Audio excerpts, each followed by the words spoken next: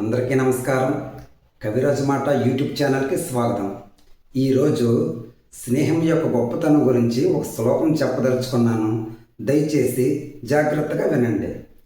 మహానుభావులు అంటారనమాట.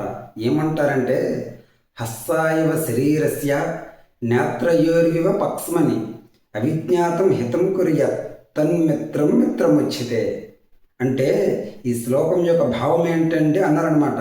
అంటే ఎదుటివాడు మనల్ని కొడుతున్నాడు, కొడితే ఏం చేస్తాము?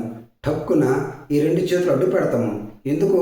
వాడు కొడుతున్నది శరీరానికి, ఈ శరీరానికి తగలకుండాను ఈ రెండు చేతులు అడ్డు పెడతాము. శరీరం అడిగిందండి చేతులకు రక్షించమని, అడగలే, అయినా రక్షించాయి. అదేవిధంగా ప్రచండమైన గాలి వేస్తుంది. గాలి వేస్తుంటే కళ్ళుకి రెప్పలు రక్షించాయి. కళ్ళు అడిగేవండి రెప్పలకు రక్షించమని, అడగలే, అయినా రక్షించాయి.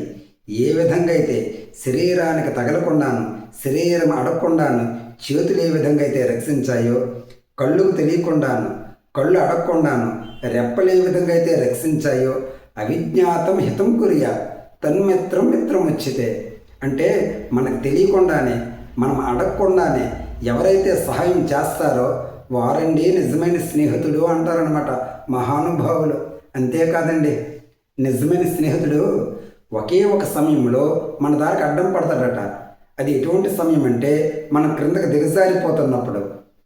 ఇంకొక మహానుభావుడు అంటాడు, స్నేహం చేయవలసి వస్తే 1కి 10 సార్లు ఆలోచించు, అదే స్నేహం విడిపోవలసి వస్తే 1కి 1000 సార్లు ఆలోచించు అంటాడండి. నిజమైన స్నేహితుడట 10 మందిలో మనల్ని పొగుడుతాడట. 10 మందిలో పొగుడుతాడు. మనం ఏదైనా తప్పు చేస్తే, మనం ఏకాంతంగా ఉంటే, ఒంటరిగా ఉన్నప్పుడు మాత్రమే మందలిస్తాడు.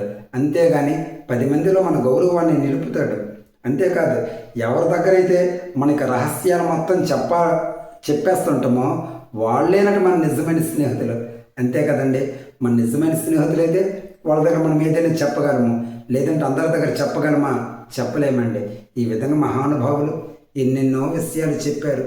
దయచేసి నేను చెప్పేటటువంటి మాటలను ఆచరిస్తారని మనస్ఫూర్తిగా కోరుకుంటున్నాను. అంతేకాదు, కవిరాజు మాట యూట్యూబ్ ఛానల్ని సబ్స్క్రైబ్ చేసుకోండి, లైక్ చేయండి, షేర్ చేయండి. ఏదైనా మీకు నచ్చితే మంచిగా కామెంట్ చేయండి. ఉంటానండి. స్వస్తి.